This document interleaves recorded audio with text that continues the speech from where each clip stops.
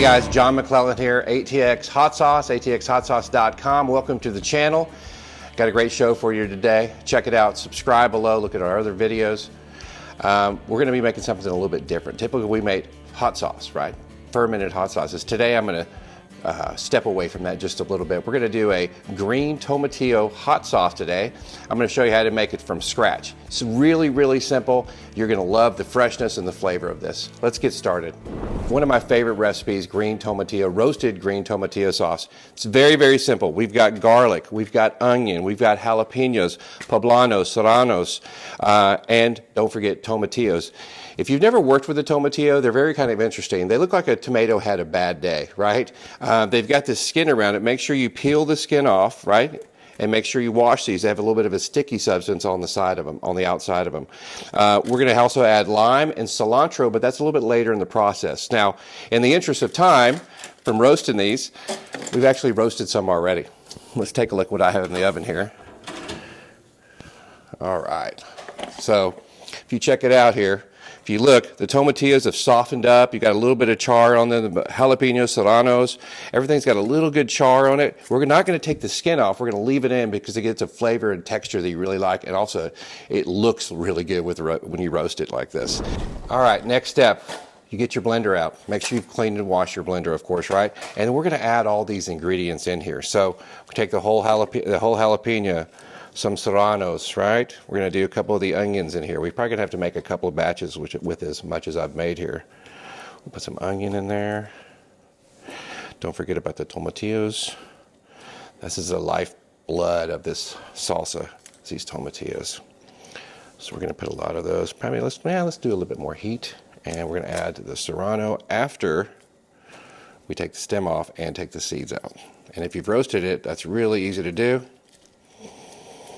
Okay, you don't have to get all the seeds out, but there you go. And we're going to dump that right in there.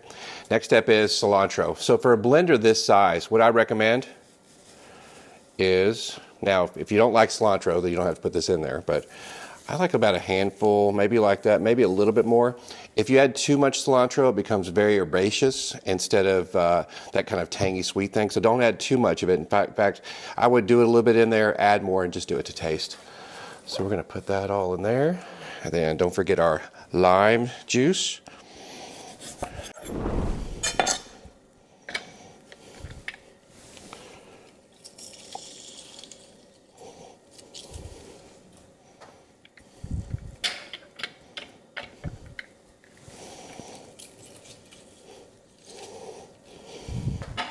And let's throw one more tomatillo in there. All right, now let's blend this up. Oh, don't forget the salt and pepper. I like to use kosher salt on everything I do, and fresh ground pepper is always the best, I think. So put a little pepper in there,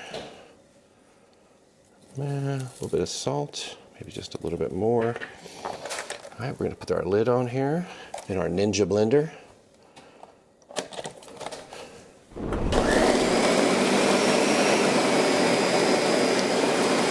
Now, as you can see, the ingredients went down, so now I'm going to start slowly adding back in some of these other things.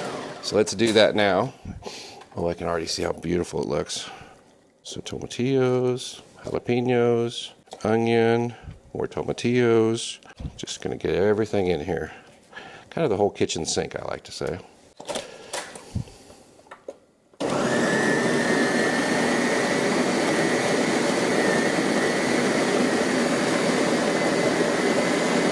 Look at that green color. You can see the black charred pieces of the peppers and everything in there. This is going to be so good. But remember, this recipe is really to your taste. So make sure you're tasting it as you're adding different ingredients. If you want it hotter, add hotter peppers to it. If you want some more cilantro, add more cilantro, more salt, more garlic, whatever you want to do. If it needs more lime juice, add some more lime juice to it. But this is actually a gorgeous, gorgeous salsa. I wish you could taste it. I'm about to taste it here in a second, see how we're doing. The test, right?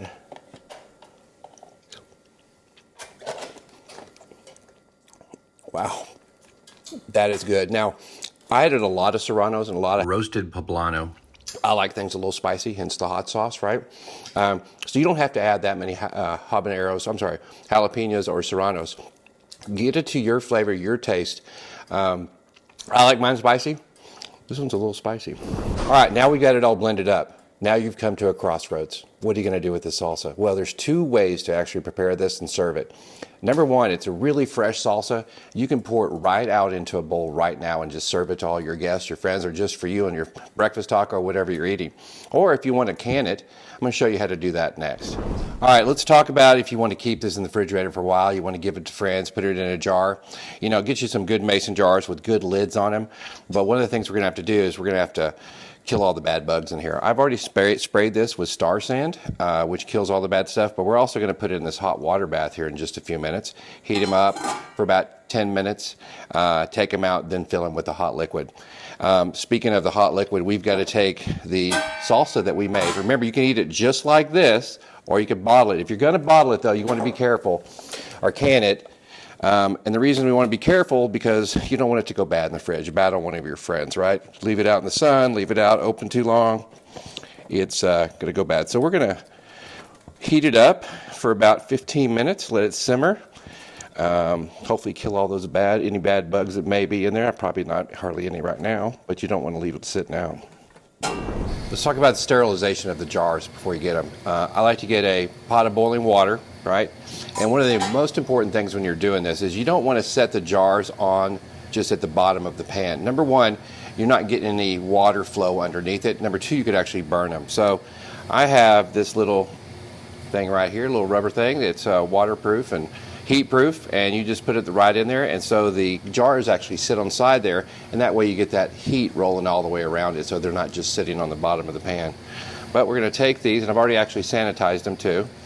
I'm going to place these in here. All right, like that. Do another one.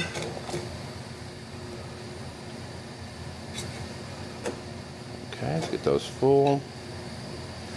All right, we're going to let those sit in there for about another 5 or 10 minutes. All right, now let's talk about canning. I've had these in the water bath for about 10-15 minutes, took them out, let them cool off just a little bit. I've sanitized all of my other items here with Star Sand.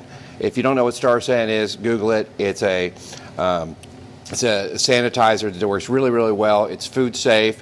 It dries. You don't have to wash it off afterwards. So we've done that with all of them. Another little lovely thing I have is one of these, and it's obviously been sanitized too, and you can put it right over the top of the jar, so when you're pouring stuff in, it doesn't get everywhere. Now here's another real important spot too. When you're filling these jars up, you want to keep the right amount of head space, right? You don't want them too empty, and you don't want them too full. One of the things we're going to do once we seal these up, we're going to put them back into the water bath, right, and heat them up for another 15 minutes. Then they'll be perfect, right? But you don't want to have the sauce all the way around, and you want that head space in there, probably about 1/4 inch on a jar like this. All right, so let's start putting the sauce in. Let's see what we got here. Yeah, that looks great. I wish you guys could smell this right now. It's just this tangy, sweet, spicy. It's absolutely. The smell is absolutely amazing. The taste is even better. So we're just going to take this, and this is where this comes in handy. Pour it right there. Don't have to worry about it getting all over the bottles. And we got to watch that head space. So maybe just a little bit more. Like I said, maybe 1/4 inch, maybe a little bit less on a jar like this.